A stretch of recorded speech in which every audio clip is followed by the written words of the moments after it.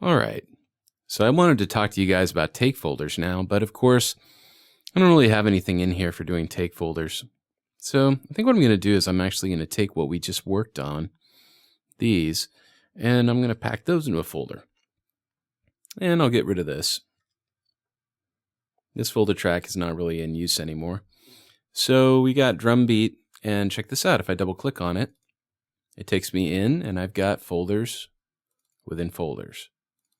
Yes, indeed. How deep does this rabbit hole go? Well, I'm sure that you've probably wondered by now, what's up with this big red folder up top? It's so big. And what's going on with it? Well, let's double click on it. Yep, here's another situation where we got folders packed in folders, right? So let's see. Oh, I have this thing called Lilavox. So what you always need to be cognizant of when it comes to your folders is you want to make sure that the folder that you're nested in isn't muted or it won't play. So I'll double click on mixing in folders. I'm going to unmute Lilavox and I'll go into this. Obviously we have some vocal takes going on. If you want to pack a take folder, let's pretend that these are two identical takes.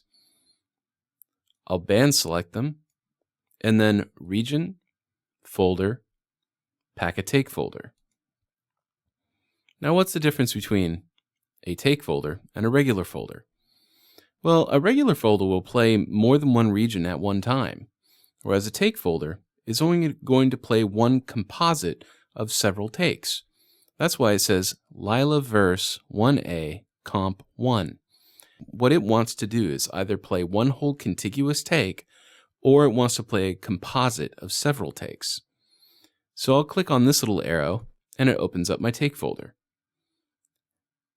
Now, creating a composite is really, really easy. So I'm going to select this, and I'm going to hit Z for zoom, so we can get nice and tight on it. Z is a great key command for zooming, because it both takes you in and back out. Z, good thing. All right, so let's see. Maybe I want some of this. So I'm going in the gray area of the take that is not being played. The take that is being played is the one that's colored. So we'll take some of this. I'm just sweeping over it. I'm holding my mouse down and sweeping over it. Maybe I'll take this bit and this bit. If you select a white area,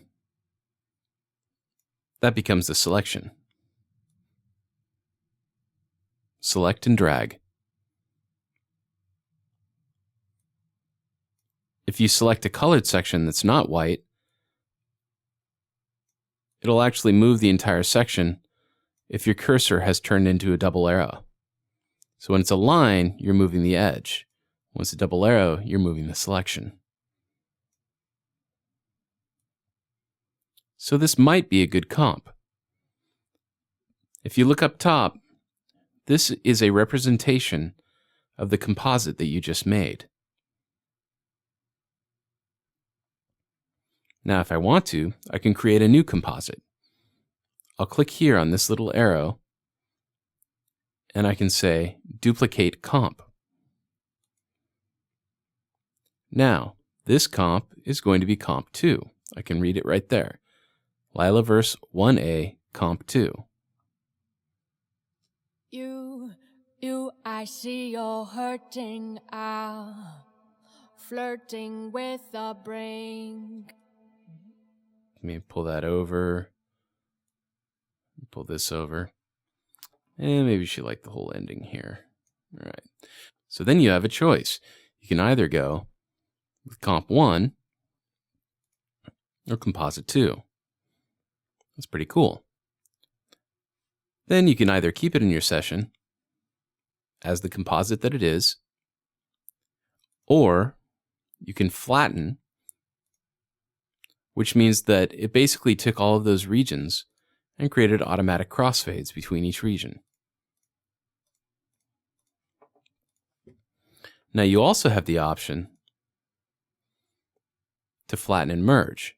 If you do that, then it actually renders it into an audio file, one contiguous audio file. Command Z is your friend here. You can always get back. You can also always go back to the original takes. There's take 1. Here's take 2. Composite 1. Composite 2. One little caveat. I wouldn't necessarily have a bunch of take folders open in your session at all times. What I would do instead is do a save as of this song and then choose a new version. So if this was version 1, you'd save as version 2 of the entire session and commit to your vocals. That way they won't take up as much CPU or RAM. So we have comp 1, comp 2. You can also rename your comp, delete the comp, delete all other comps except for this comp, flatten and merge, which we've talked about, export active comp to new track. So the comp that you have selected can go to a new track, but you still have the take folder here.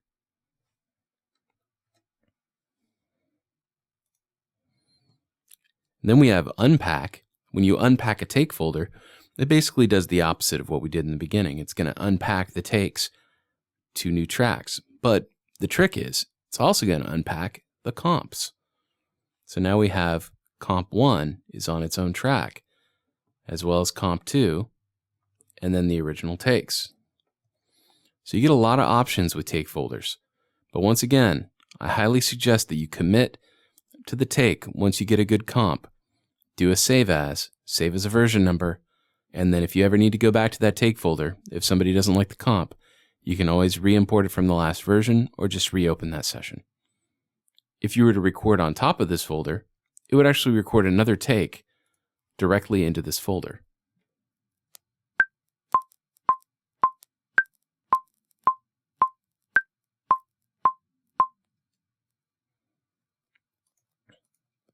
And you'll note that it actually took the beginning of that take folder.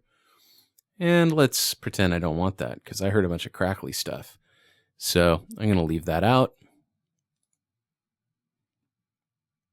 I can always go back and recomp the take, and we're good.